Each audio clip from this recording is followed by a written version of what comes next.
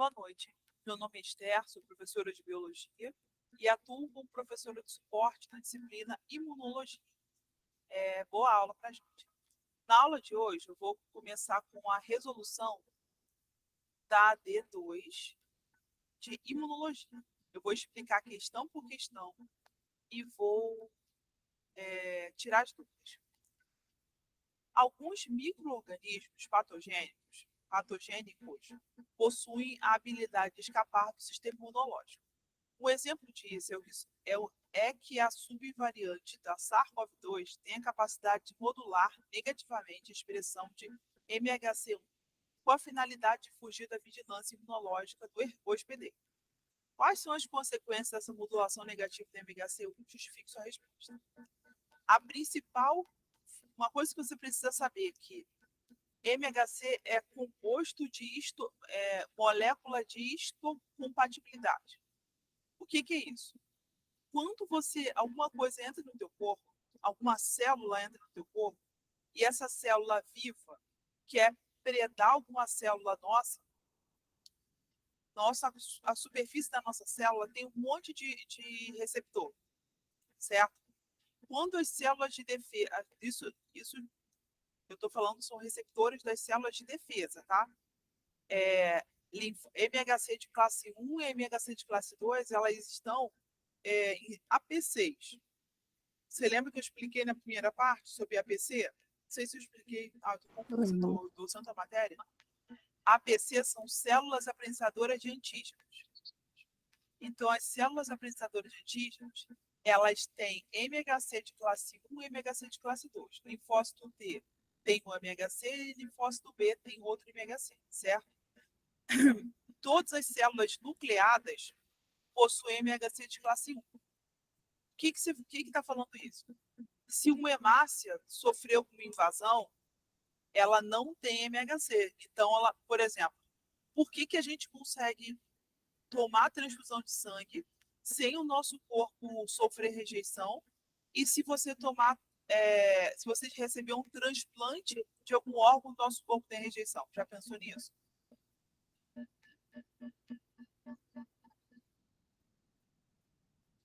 Você já pensou no porquê que a pessoa que toma transfusão de sangue não precisa tomar medicamento para rejeição e a pessoa que recebe transplante de órgão precisa? Ainda não pensei sobre, não.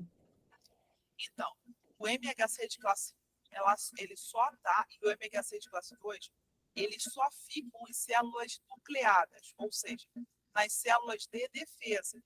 Quando você recebe transfusão de sangue, ou você recebe plasma, ou você recebe plasma é um líquido, né? Líquido não, um tipo de um gelzinho.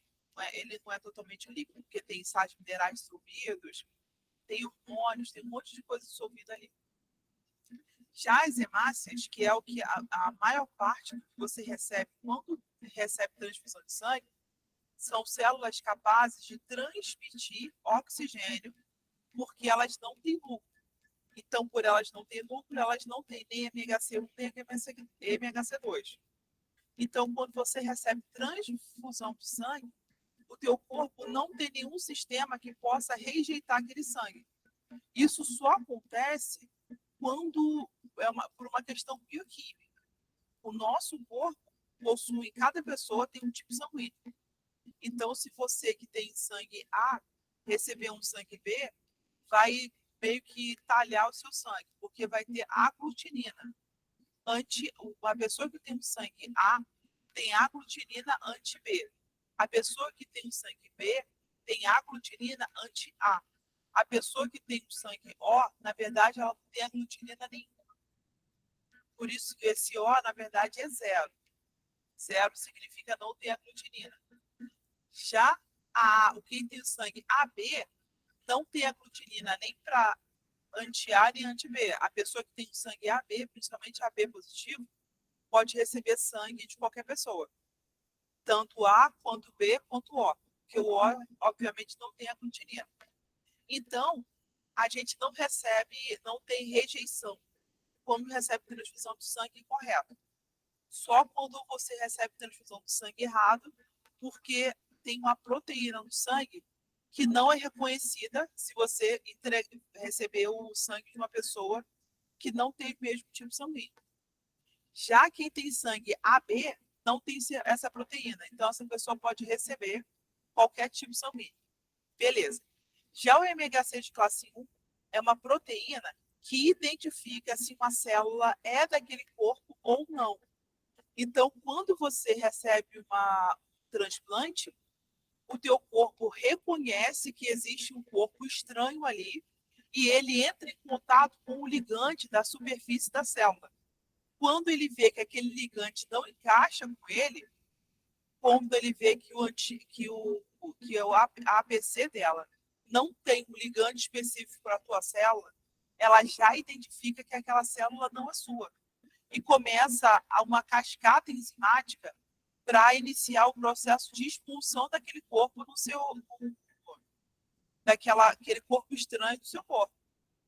O vírus SARS-CoV-2, o vírus da HIV, e tem outros vírus também, mas provavelmente na prova eles vão citar para vocês, eles podem mencionar SARS-CoV-2 e podem mencionar vírus da gripe e podem mencionar também vírus da HIV. Por quê? O vírus SARS-CoV-2, que causa a COVID, ele tem uma semelhança com o vírus do HIV. A diferença entre eles é que o vírus SARS-CoV-2 é de DNA. O HIV é de RNA. Então, o de DNA tem fita dupla. O de HIV é de RNA e tem fita simples. Então, ele se conserta. Ele se consertando, quando se cria um medicamento capaz de consertar, de eliminar um determinado tipo de vírus, o outro vírus o vírus se autocorrige. Porque a fita única ela não conserva, tá? A fita dupla é semi-conservativa. Uma conserva e a outra conserta o erro dela.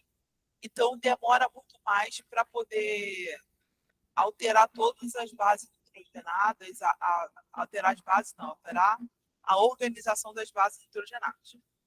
Tá. O que isso tem a ver? Quando um vírus entra no teu corpo, ele começa a ser caçado pelas células de defesa. Então, ele desenvolve uma estratégia para se disfarçar de qual forma ele entra na célula de defesa, injeta seu material genético lá e replica o seu DNA. Quando ele replica o seu DNA na estrutura celular da célula de defesa, o complexo de Golgi produz a estrutura que fica do lado de fora, além do complexo de Golgi, o retículo endoplasmático, ele produz uma capinha para proteger a célula. Então, o vírus já sai da capinha já sai da célula com a capinha da própria célula. Então, quando ele sai da célula, ele já usa todo o maquinário da célula para se replicar e ele estoura aquela célula. Ele faz uma lise celular. Quando ele faz a lise celular, ele sai com um capsídeo igualzinho à célula que originou ele. Então, o que acontece? Ele se disfarça de ser humano, então é necessário aumentar a clonagem, né, que tem uma ação imunológica chamada expansão clonal. Então, quando a expansão clonal é aumentada, você aumenta as células de defesa com o potencial de identificar esse invasor. Eu vou explicar para você, vou tentar achar aqui o esquema, um desenhozinho que eu mandei lá no grupo, período passado, e eu acredito que seja importante para vocês. É tipo um resumo de imuno. E esse resumo contém um desenho. Esse desenho provavelmente vai cair em alguma prova de vocês para explicar a sinalização da APC, quando a APC se transforma em CD4 e CD8. Você lembra disso? Já leu essa parte? Sim.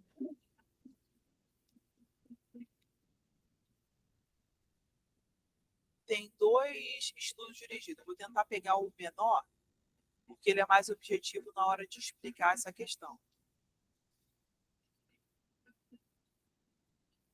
E eu coloquei lá no grupo também um artigo sobre hanseníase.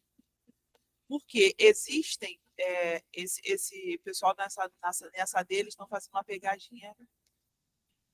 Tem uma parte do módulo explicando sobre como o nosso corpo reage à presença de patógenos, certo?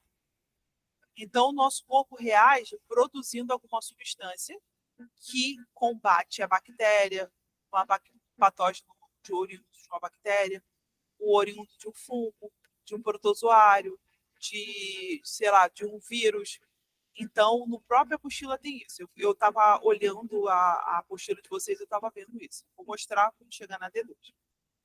Espera aí que eu vou... Cadê o desenho? Ah, achei. Você está vendo esse desenho? Ó, como ocorre o processamento e a visitação de antígenos nas células TCD8? Os antígenos apresentados pelo MHC de classe 1 são peptídeos de origem intracelular derivados da proteína de origem viral de outros micro-organismos intracelulares, de antígenos tumorais ou da própria célula.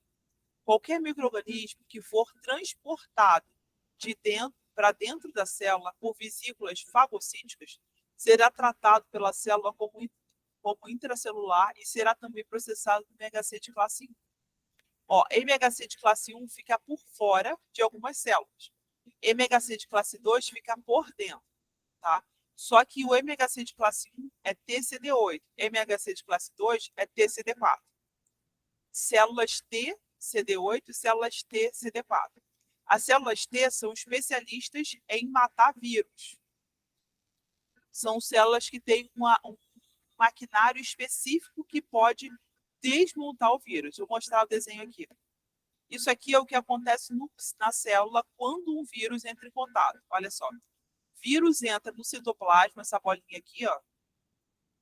Ele é reconhecido pelo MHC de classe 1, que está do lado de fora. Aqui, ó. Tá vendo esse fagossoma aqui, ó? Esse desenhozinho aqui? Ele é reconhecido, é formado uma vesícula, e esse vírus, ele começa a ser desmontado. Ele é desmontado pelo ribossoma, olha só, antígeno proteico do micro-organismo, inserido e transportado para o citoplasma. Ele começa a ser desmontado. Então, o corpo produz proteína ubiquitinada, que desmonta essa proteína, essa estrutura proteica da qual é formado o vírus. O nosso corpo pega essa estrutura, depois de desmontado, passa para o proteassoma. Esse proteassoma, ele divide os peptídeos, são vários pedacinhos da proteína, e usa esse proteassoma e identifica dentro da célula as partes que podem ser usadas. Então, com esse processo, a célula desmonta o quebra-cabeça do qual o vírus é formado. Ele acaba aprendendo a estratégia de destruição desse vírus. Nesse processo, é ativado o MHC, e esse MHC é enviado para o complexo de Golgi, que forma uma vesícula.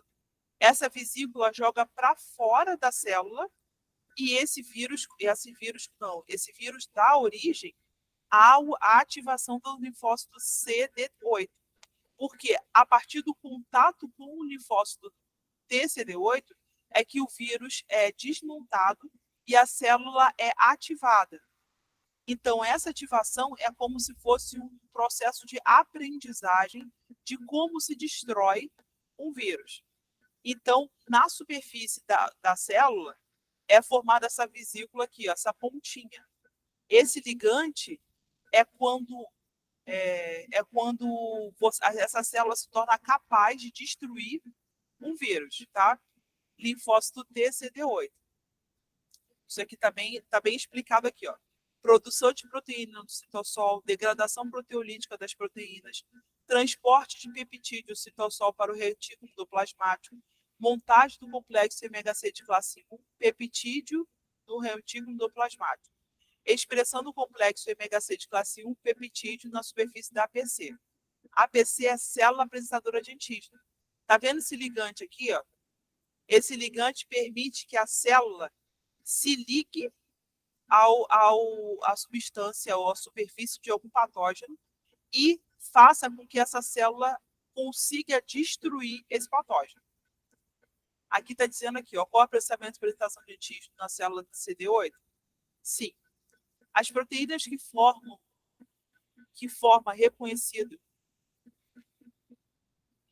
reconhecidas pelo MHC como não próprias serão degradadas por proteasoma. Dessa degradação serão gerados vários peptídeos. Estes serão transportados do citoplasma até o retículo plasmático por uma proteína transportadora chamada TAT. Dentro do retículo plasmático, esses peptídeos se ligam à molécula de MHC de classe 1, recém-sintetizada. Essa ligação torna o MHC estável, o que permite deixar o retículo plasmático a seguir para o complexo de Golgi, de onde é transportada para a superfície da célula por vesículos exocíticos. Na superfície da célula, a molécula de MHC de classe 1, associada ao peptídeo, será reconhecida pelo linfócito TCD8. O TCR do linfócito TCD8 reconhece especificamente o peptídeo associado ao MHC. Depois de reconhecimento, o CD8 se liga ao MHC se o peptídeo for reconhecido. O que é peptídeo? É a parte do micróbio que identifica ele. É como se cada micróbio tivesse uma carteira de identidade. Quando ele entra no corpo de qualquer mamífero ou de qualquer ave, as células de defesa começam a identificar qualquer estrutura diferente na superfície. Então, essa estrutura diferente permite que as células se especializem em destruir determinados patógenos. No caso do vírus, o vírus tem esse ligante aí que eles chamam de antígeno, e esse antígeno é reconhecido pela célula, porque ela já tem esse garfinho aqui, ó, tá vendo? Esse garfinho que eu destaquei aqui.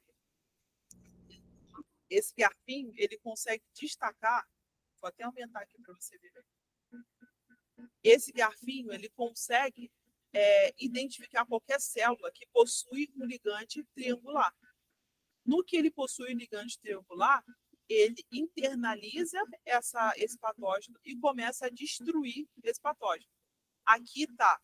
Quando o vírus entra desse lado aqui, ó, o vírus entra desse lado e ele sai do outro lado da célula. Então, essa entrada desse vírus na célula faz com que a célula aprenda a destruir o vírus. Porém, ele destrói o vírus e ele usa esse ligante aqui no meio para formar uma nova estrutura de reconhecimento. A partir dessa ativação, ele se torna capaz, porque ele já aprendeu a destruir o vírus. Então, é necessário que a gente tenha uma virose para que as nossas células aprendam a destruir o vírus. Por isso que quando a gente toma a vacina, a gente promove uma infecção fraca no nosso corpo para que a célula absorva aquele vírus, aprenda a destruir o vírus e desenvolva um ligante para ele. Porque cada célula que sabe destruir o vírus, ela tem um ligante específico. Quando a célula não tem a habilidade para destruir o vírus, ela não possui ligante específico. Então, essa célula pode morrer. Objetivamente, quais são as consequências dessa modulação negativa de MHC? Quando uma célula não é capaz, uma célula de defesa que possui MHC1, não é capaz de desmontar o vírus e ser ativado, ela morre. Agora, quando a célula consegue desmontar o vírus, fazer um ligante específico para o antígeno dele, ela desenvolve, ela se torna uma APC, célula apresentadora de antígeno. Esse antígeno faz com que ela seja mais eficiente no combate ao patógeno. Você entendeu essa segunda parte da explicação? Deixa eu só parar aqui. Sim.